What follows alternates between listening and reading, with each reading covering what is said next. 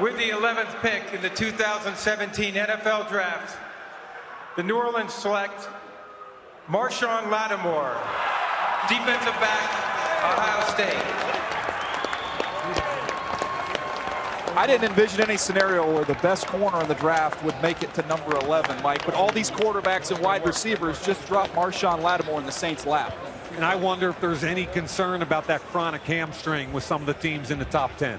But let's talk about Lattimore. I'm amazed that he fell to 11. 6 feet, 193, one-year starter, had some hamstring issues both in 14 and 15.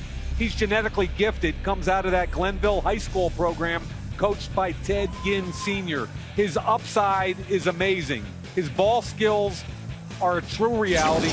His press coverage, he's very calm. Look at him undercut the route. Rarely gets called for pass interference, even though he's a one-year guy. Now, he gets a little deep here, but look how aggressive he is in the tackle.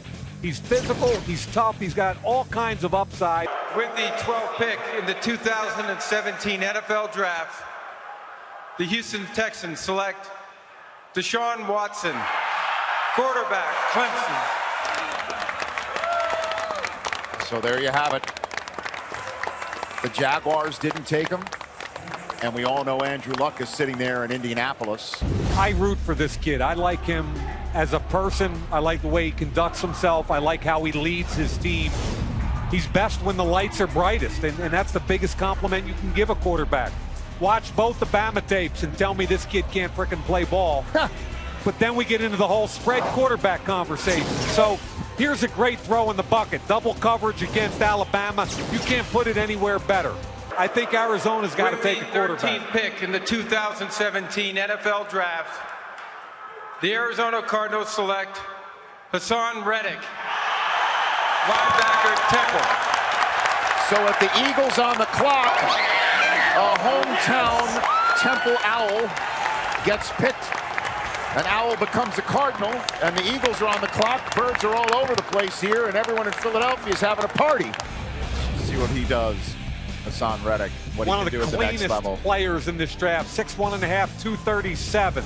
Fast riser. He gives you sub-package versatility, and he's Temple tough. He's got a little edge to him, folks, like all the Temple players have, which I like. Senior Bowl, hand in the dirt. Look at the twitch. He's going to win back inside easily against Biznawadi from Pitt. Again, Senior Bowl, look at him cover the running back. That's simple for him. Senior Bowl game. He's not used to dropping in coverage, but he sees it, drives, makes the tackle, and again, Senior Bowl. Watch him react to the running back who's got a two-way go. Vision, and then drive. With the 14th pick in the 2017 NFL Draft, the Philadelphia Eagles select Derek Barnett, defensive end, Tennessee.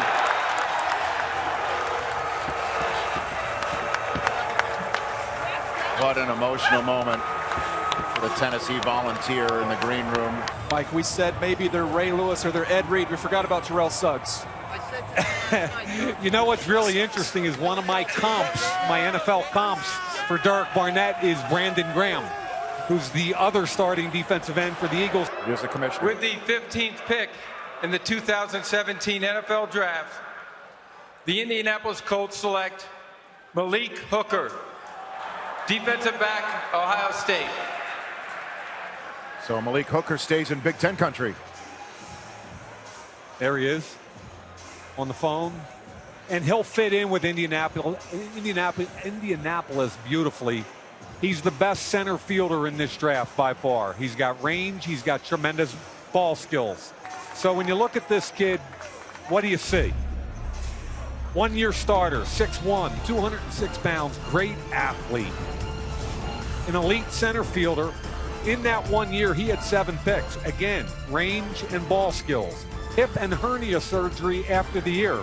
So he hasn't worked out for anybody. Look at him drive to deep outside. You talk about range. The first guy I thought of when I watched his tape was Earl Thomas. Why? Because the ability to go sideline to sideline and make plays like that. I'm joined by TJ Owanabe from Laurel, Maryland, who is participating in the Make-A-Wish program.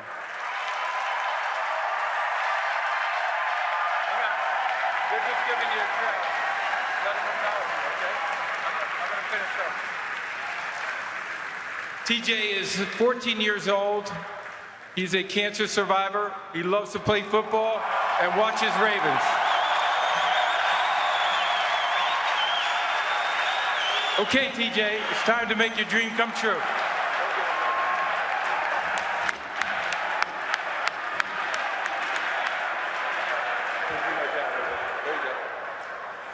With the 16th pick in the 2017 NFL Draft, the Baltimore Ravens select Marlon Humphrey, defensive back from Alabama. That doesn't surprise anybody that Ozzie Newsome would pick an Alabama guy, but I can tell you what, they just got better in the secondary. They have Eric Weddle. They now have Marlon Humphreys, who's going to do a tremendous job. With the 17th pick in the 2017 NFL Draft, the Washington Redskins select Jonathan Allen, defensive end, Alabama. All right, so back-to-back Crimson Tide members coming out. And Jonathan Allen is the newest member of Washington. But at 6'2 and a half, 286, on first down, he plays that defensive end in a 3-4, and he has positional versatility, meaning in sub packages, he's going to kick inside and be a nightmare. The shoulder issues were talked about throughout the league, and I think that's why he went 17 instead of top 5. Here he is outside. He's going to stack the tackle with vision on the back, disengage, and make a big hit. Again, little swim over, sees the running back, not a problem. Inside this time where he's going to feast on NFL guards, uses his hands, see him bend there. With the 18th pick in the 2017 NFL Draft, the Tennessee Titans select Adoree Jackson, defensive back, USC.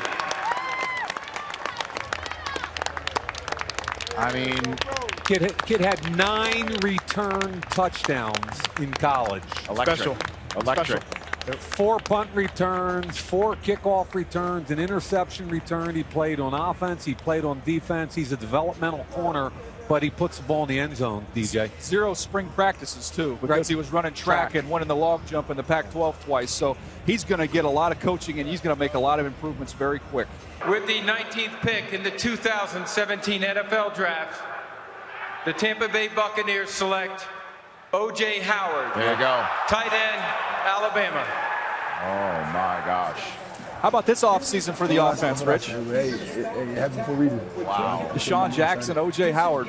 Not bad. Added to Mike Evans, who had a breakout season last year, or at least his best season to date.